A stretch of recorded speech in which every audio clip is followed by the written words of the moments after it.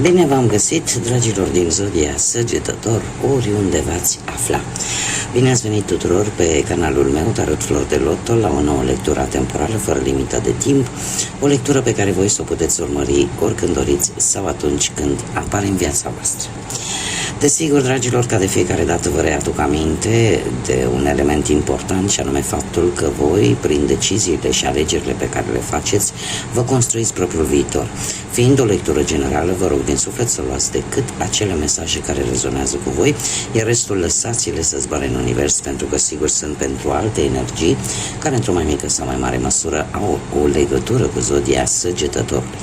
Așa că, dragilor, toți cei care aveți Soarele, Luna, Venus, Ascendentul sau oricare alt aspect astral important pentru voi din harta voastră natală și care are legătură cu Zodia Săgetător, atunci această lectură este de asemenea și pentru voi.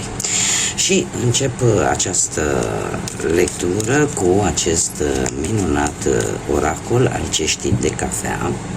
Să vedem cum sunteți, la ce să vă așteptați, în funcție de ce simțiți, ce vă doriți și în ce situații vă aflați.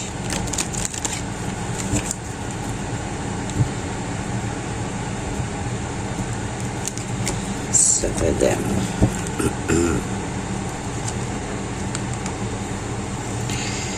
Da, se pare că unii dintre voi chiar poate v-ați căsătorit, de ce nu? Alții ați semnat un document important, ați avut o poziție importantă. Haideți să vedem. Cum am spus, ori poate chiar v-ați căsătorit, ați fost la oficiul de stare civilă, da?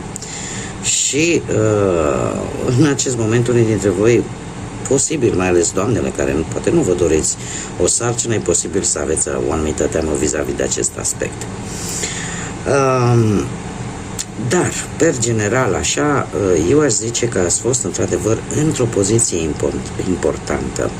Ați avut ceva important de făcut vis-a-vis de poate ceva legat de justiție, poate ceva legat de semnarea de documente legale, de acte, de contracte, ceva semnificativ, sau pur și simplu ați reușit cumva să țineți o anumită situație echilibrată.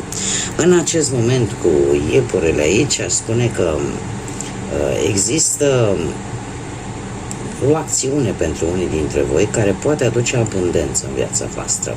E adevărat că există și anumite temeri, anumite frici pe care le puteți avea în minte, dar cumva realitatea s-ar putea să nu fie tocmai așa cum vă imaginați voi. Aș mai zice că pentru unii este o teamă de necunoscut sau o teamă pentru viitor. Cum de asemenea aș mai zice că poate că unii dintre voi, cei care aveți copii, au un succes copiii voștri, iar lucrul ăsta va duce așa o stare de bine. La ce să vă așteptați în perioada imediat următoare? S-ar putea să fie foarte multă invidie în jurul vostru, dar se pare că sunteți protejați. Cumva lucrul ăsta vă va face să vă simțiți foarte, cum să spun eu, să aveți așa un optimism, că viața totuși merge înspre bine și pentru unii dintre voi, eu aș mai spune că pe plan sentimental apare într-adevăr și o stare foarte romantică, o perioadă destul de dulce, ca să zic așa, care vine în viața voastră, chiar dacă există, cum am mai spus, și guri rele, guri care vorbesc din invidie, din gelozie, poate, dar voi se pare că sunteți protejați și lucrul ăsta se va vedea. Unii dintre voi chiar puteți avea parte de niște surprize tare plăcute în viața voastră. Acum voi adaptați în funcție de ce plan al vieții vă interesează, fie el profesional, financiar sau sentimental. Viitorul apropiat vine cu perla. Vine cu perla care îmi spune că niște vești îmbucurătoare, mai ales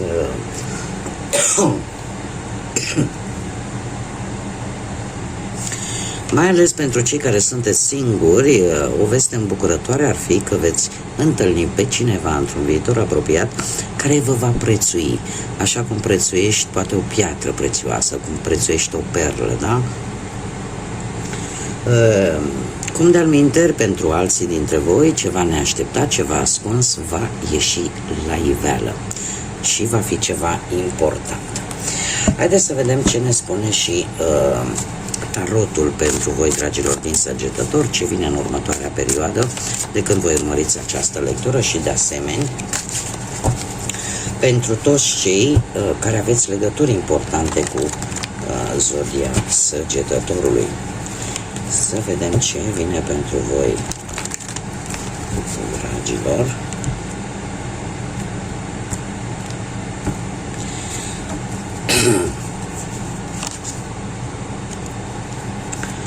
O dorință de-a voastră, legată poate de o energie de foc sau poate chiar voi, sau o altă energie de foc, la fel ca și voi, berbec, leu sau Săgetător. De asemenea avem și energii de apă, rac, pești, scorpion. Haideți să le pun pe toate și să vedem. Și avem și energia taurului. Bun, dragilor, se pare că ați avut puterea de a merge înainte, ați avut foarte multă încredere în voi vis-a-vis de un anumit proiect, de un anumit plan sau de o anumită situație pe care voi doreați să o rezolvați.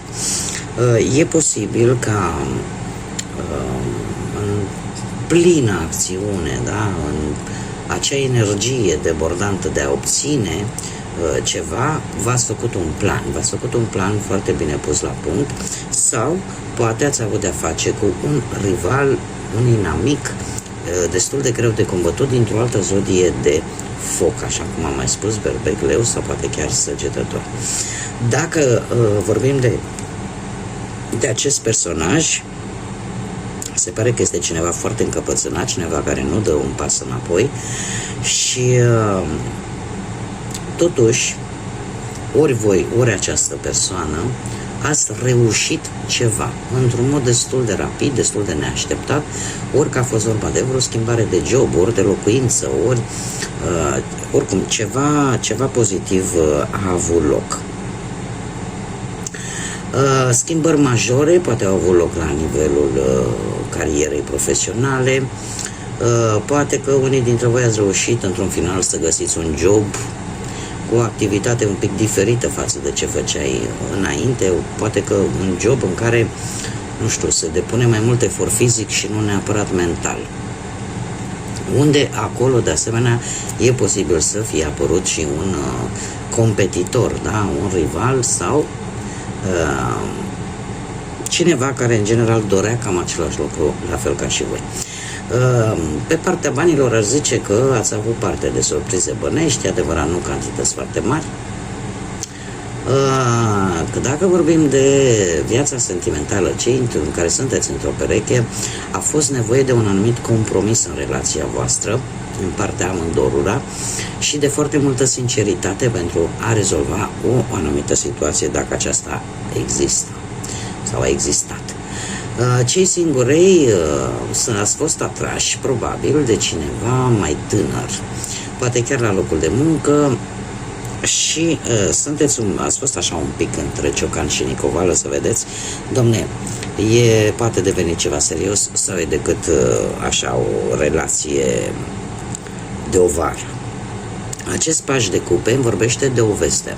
În general, pajul de cupe și în general pajii, dar în special acest paj de cupe, ne vorbește de o veste bună. E ceva o veste care ție ți-a dat mai multă încredere în propriile tale forțe și lucrul ăsta s-a văzut chiar și pe carieră, da? Pe partea profesională, unde lucrurile se pare că s-au mai îmbunătățit. E posibil un apel important, vestea să fi venit printr-un apel important pe care, nu știu, poate în urma unui interviu, pe care voi l-ați dat, așa că sunteți foarte curând, apare șansa de cumva de poate de a semna un contract nou sau o nouă înțelegere sau un acord favorabil. Da? Dacă vorbim de bani, ați reușit să rezolvați poate o datorie, o plată importantă, iar dacă vorbim de sentimente, ce într-o relație, există vestea unei nunți, o logodnă serioasă sau poate chiar o naștere, un botez, ceva. Cei singurei, de asemenea, mi se scoate în evidență o nouă relație cu cineva mai tânăr decât voi, care poate sau nu să aibă legătură cu zodiile de apă. La ce să vă așteptați în următoarea perioadă? Să vă așteptați la foarte multă claritate, la faptul că veți afla un adevăr, veți afla anumite dedesubturi, le pot fi legate de orice aspect al vieții, așa cum am mai precizat și înainte, pe planul muncii, poate al banilor, poate al sentimentelor, de ce nu, dar aici ceva va ieși la suprafață care ție, într-adevăr, îți va aduce claritate, dar în același timp îți va aduce și un pic de stres, un pic de anxietate, poate și un pic de teamă cu acest nou de spade. Este ceva din exterior, este ceva care e posibil să-ți cauzeze un pic de teamă.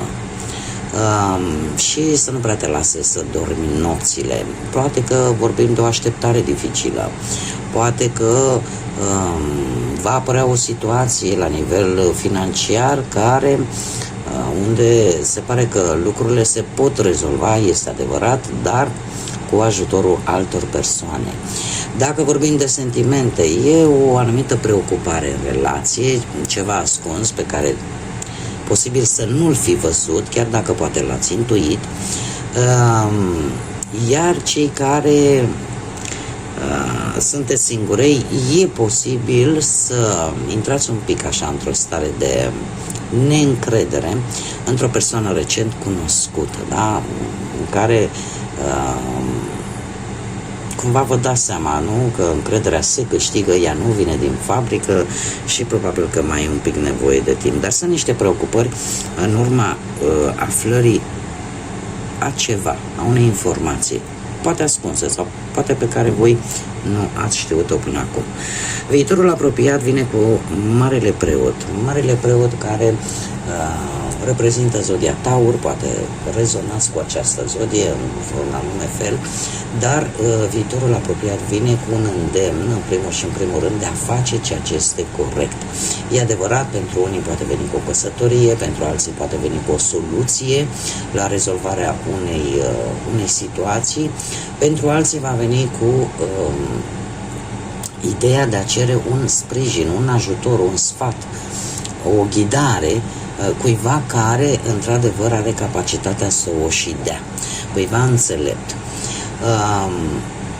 De asemenea, poate veni, nu știu, cu negocieri pe planul ăsta al muncii, care depind foarte mult de, cum să spun eu, de munca asta în comun, da? În cariera profesională. E posibil să fiți tentați să investiți în anumite lucruri, o cantitate de bani. Poate că ar fi bine totuși să vă sfătuiți înainte să faceți această investiție și dacă vorbim de relații, viitorul apropiat vine cu relație stabilă, cu iubire tradițională și cu faptul că eu aș zice, unii chiar pot să se gândească să facă o adopție, de ce nu? Sau ceva legat tot așa, de vreo naștere, vreun botez, ceva, dar sunteți într-o fază în care reușiți cumva să vă puneți în locul celuilalt și în felul acesta să-l înțelegeți, iar lucrul ăsta aduce acest echilibru și această stabilitate în relația voastră. Cei singurei aș spune că nu știu dacă veți rămâne cu persoana pe care tocmai ce-ați cunoscut-o. De ce? Pentru că viitorul apropiat cu Marele Preot mie îmi spune că vine o nouă iubire în viața voastră, vine o nouă șansă în iubire, dar de data aceasta cu valori tradiționale. Haideți să vedem ce ne spune, care este spiritul animal care vă însoțește în această perioadă și ce mesaj are pentru voi, dragilor din Săgetător, pentru următoarea perioadă. Un mesaj, te rog. Și avem coiotul, care ce ne spune? Revelarea adevărului, tocmai ce am discutat. Spune așa, că nu trebuie să iei totuși lucrurile prea în serios. Fă-ți timp să te joci. Marea înțelepciune vine atunci când râzi și atunci când faci propriile tale prostioare, propriile tale greșeli. Privește în afară la toate capcanele și la toate trucurile pe care viața ți le oferă, ți le arată și de aici învață din ele. Este de fapt un îndemn de a nu lua în piept, pentru că se vede clar că ceva va ieși la iveală, ceva care, desigur, vă va da așa numite nopți nedormite, dar totuși încercați să nu o luați în serios atât de rău. E posibil să nu fie tocmai ceva foarte grav, dar este un îndemn, practic, să fiți voi. Să fiți voi acei aventurieri, acei setoși de aventură. Este o caracteristică principală a săgetătorului. Nu vă pierdeți entuziasmul. Cumva, de multe ori, lăsați impresia că totul va fi bine, dar poate în interiorul vostru nu e chiar așa. Totuși, este posibil să, nu știu, aveți momente probabil când nu prea vă plac ideile altora sau nu prea vă plac atunci când alții își expun ideile. Și chiar poate să vă deranjeze lucrul ăsta, mai ales că setea voastră de cunoaștere vă face să știți destul de multe lucruri de-a lungul vieții. Și e posibil ca și acest adevăr cumva să fie legat de acest aspect, de faptul că cineva își spune punctul de vedere pe care voi probabil că nu l-ați știut până acum și lucrul ăsta poate să vă deranjeze. Dar mesajul este unul foarte clar. Nu le luați așa tare, ca să zic, și fiți înțelepți, pentru că marea înțelepciune, de fapt, vine în a accepta anumite lucruri, dar a nu te lăsa încărcat de informația în sine. Dar nu trebuie să am încărcat negativ. Eu acum ce să vă spun, am un săgetător, unul din băieții mei este săgetător și vreau să spun că în momentele lui bune și foarte bune este senzația casei.